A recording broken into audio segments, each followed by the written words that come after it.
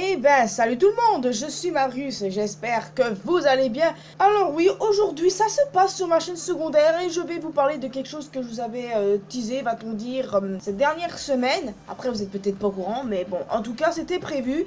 Et c'est vrai que de base je devais encore repousser cette vidéo, mais je me suis dit non, c'est bon, arrête de repousser les vidéos, tu fais les choses à ton rythme. Honnêtement, il y a beaucoup de choses dont j'ai envie de parler les amis, et j'ai parfois trop peu le temps de le faire, et heureusement que j'ai l'onglet communauté sur ma chaîne principale pour pouvoir parler des choses qui se passent entre temps, parce que moi je serais vraiment dans la merde jusqu'au cou. Alors oui, heureusement que j'ai ça. Alors aujourd'hui je vais vous faire part de mon expérience sur Resident Evil Marawa Desire. En effet c'est un manga en 5 volumes, ouais 5 volumes les amis, et que j'ai pris un grand plaisir à lire en même pas 3 jours. Ouais je sais, je suis une passionnée de Resident Evil, de manga tout court, donc c'est quand même logique que je n'ai pas mis longtemps à tout déguster. Donc s'il y en a qui n'ont pas lu ce manga, évitez de regarder cette vidéo bien évidemment, parce que c'est logique. Si vous l'avez lu, et ben ok, tout est parfait. Je vais vous donner mon ressenti sur ce manga, et voilà, on va commencer. Alors, en gros, le résumé du manga, c'est Doug Wright, un professeur en biotechnologie, et son neveu Riki Tozawa sont appelés pour enquêter dans une école à cause de phénomènes étranges qui se passent, l'école Marawa, située pas loin de Singapour. Alors oui, il se passe des choses très étranges dans cette école et j'ai soupçonné pour le coup Mère Gracia, celle qui a fait appel à Doug pour enquêter sur ces phénomènes. J'avais des doutes sur elle, mais pour le coup j'ai été vachement étonné de qui était l'antagoniste principal de ce manga. Pour être honnête avec vous, je ne m'attendais pas trop à ce que ce soit ça. Belle surprise, hein? En effet, l'antagoniste principal de ce manga, c'est Betty Bergara. Un perso que j'avais apprécié au tout début, mais au fil de ma lecture, j'ai capté et je me suis dit, ah bah ouais, d'accord, bah bravo alors, bravo les gens. Mais bon, ça m'empêche pas de bien aimer ce perso, puisque elle fait tout ça pour une bonne cause, va-t-on dire, entre guillemets, pour son ami décédé, Nanan. Que d'un côté, on peut pas lui en vouloir, mais à cause d'elle, il s'est passé beaucoup de choses horribles dans cette école. Ce que j'ai bien aimé dans ce manga, c'est bien évidemment la présence de Chris et de Pierce. Oui, c'est dans ce manga que Pierce apparaît pour la première fois. Moi, je l'ai connu avec Resident Evil 6, mais c'est dans ce manga qu'il apparaît pour la toute première fois. Ce manga étant sorti bien avant, pour le coup, Resident Evil 6, pour nous mettre dans le bain avant la sortie du jeu. Après moi qui ai vu le jeu avant de lire le manga, oui, c'est vrai que je suis un petit peu en retard sur tout le monde, mais écoutez, au départ je ne jurais que par les jeux, donc c'est pas ma faute, ok? Alors oui, je suis toujours amoureuse de Pierce et j'ai été vraiment contente de le revoir. En tout cas pour moi les Resident Evil, je regarde plutôt des let's play, j'y joue pas. Ouais, bon, pour des raisons évidentes, hein, parce que je sais pas jouer. Bon, on en est là pour parler des mangas, Marius, calme-toi, ok? Donc oui, je disais, c'était super cool, et en plus, Pierce est sur la couverture du tome 4, ça fait plaisir, et, et c'est tellement cool, je vous jure, hein, je les ai vraiment même pas lus en 3 jours, c'est tellement dingue. Bref, j'ai bien aimé le personnage de Ricky, le neveu de Doug, ouais, il est sur la couverture du 2e volume. J'ai bien aimé ce personnage, pour être honnête avec vous, et je m'attendais à ce qu'il se passe quelque chose de mauvais avec son oncle. Tout le monde dans cette école se sont fait capoute, ouais, dont l'oncle de Ricky. Ça, c'était sûr à 100%. En fait, j'avais un dead flag sur lui dès le début du manga. Oui, ça peut paraître bizarre, mais parfois tu sens un truc sur un personnage, c'est plus fort que toi. Et moi, j'ai senti la mort arriver pour ce personnage. J'ai senti la mort arriver pour Mère Gracia et pour d'autres personnages pour le coup. Donc voilà. Maintenant, je vais vous parler d'un personnage que j'ai particulièrement apprécié dans ce manga, qui est clairement mon personnage préféré de Marawa Desire, Mera Beji. Ouais, en effet, membre de la branche Nouvel-Orient du BSA, Mera Beji est vraiment mon perso préféré. Et évidemment, elle est sur la couverture du dernier volume, le volume 5. J'adore ce perso. C'est mon perso féminin préféré de ce manga. Et pour être honnête avec vous, c'est l'un de mes persos féminins préférés de l'univers de Resident Evil. Ouais, je veux bien Jill, Ada, mais Mera est tellement badass, oui, ça, il faut le dire, les potos. De plus, c'est un perso génial.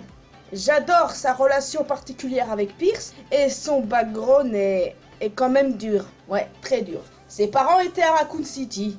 Donc ça vous fait à peu près un aperçu de pourquoi elle a rejoint le BSA. Au départ, elle était dans la branche scientifique avant de rejoindre dans la branche de l'armée, quoi. Vous voyez ce que je veux dire?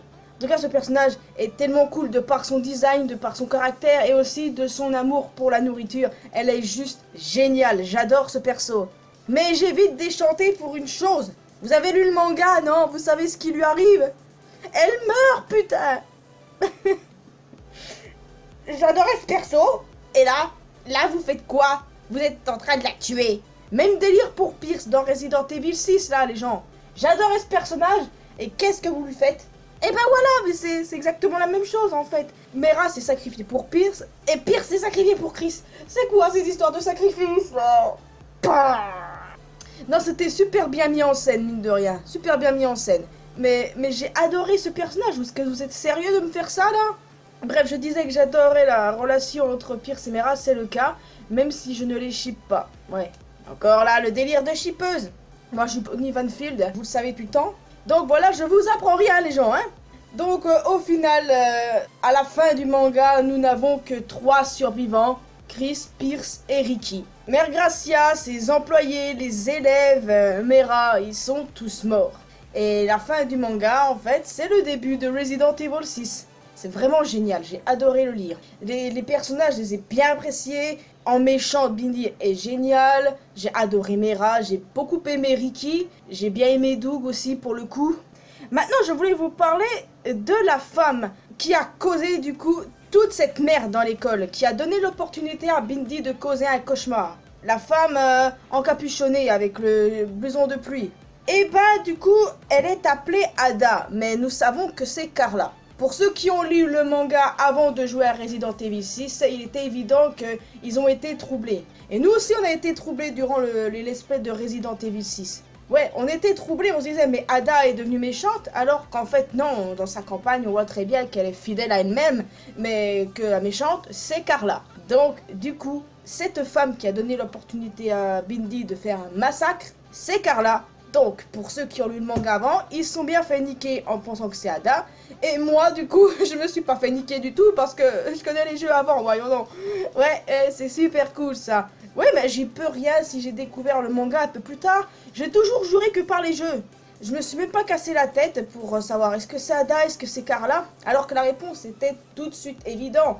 Parce que ce manga, il faut à tout prix le lire avant de jouer à RE6. Mais pour mon cas, c'est complètement foutu. Mais je suis sûre de pas être la seule hein, qui a lu le manga après RE6. Ouais. Toi derrière ton écran. Je serais même pas étonné en fait que tu aies lu le manga après aussi. C'était super cool. Et quand j'ai vu cette femme avec un capuche, j'ai tout de suite percuté que c'était Carla. De toute façon, l'évidence même est présente. Donc voilà les amis, c'était vraiment une chouette expérience. C'est volume, putain, j'ai vraiment tout adoré. Ça vaut le coup, franchement, ça vaut le coup. C'est canonique à l'histoire, c'est avant RE6, tu découvres des personnages intéressants, t'as ce bon vieux Chris, tu as Pierce, t'as un personnage intéressant du nom de Mera que j'adore tout particulièrement, vous vous rendez compte? J'adore cette fille, bordel. Je l'aime presque autant que Jill, Ada ou Claire réunies, moi les gens, oui. Enfin, le fait est que c'était une superbe expérience que j'ai adoré le lire. Je sais qu'il y a 5 autres mangas, Heaven Island. Je les ai pas encore, mais c'est prévu pour bientôt. Cette fois, c'est Claire qui est en avant. Donc, on va bien voir de quoi il en retourne. Et je ferai également une même vidéo dessus, comme j'ai fait ici pour Marawa Desire, les potos.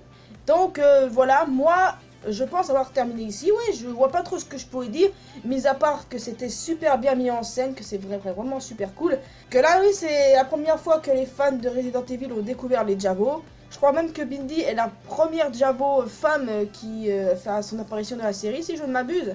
Mais dans tous les cas, c'était très intéressant de découvrir ce manga. Et je peux vous dire que quand j'ai commencé à lire, je ne pouvais plus m'arrêter. C'était terminé, vous ne pouviez pas m'arrêter, j'étais telle une machine. Quand il y a un truc qui me passionne, j'y vais jusqu'au bout. Donc, en tout cas, moi les amis, je viens de terminer cette vidéo. Je vois pas ce que je pourrais dire d'autre de toute façon, à part vous dire que c'était une bonne expérience. Alors, si vos amis sont fans de Resident Evil, n'hésitez pas à leur conseiller ces mangas, les potos. Ils en valent vraiment le coup. Et n'hésitez pas à me dire ce que vous en avez pensé dans les commentaires. Si vous avez adoré cette série, j'appelle ça une série alors qu'en fait c'est un manga en 5 volumes. Mais bon, voilà, on va faire comme si on n'avait rien entendu. Ok, vous n'avez rien entendu. En tout cas, les amis, vous pouvez vous abonner à cette chaîne si ce n'est pas encore fait. Et également à ma chaîne principale. Ouais, je vais faire quelque chose sur ma chaîne principale dans la journée.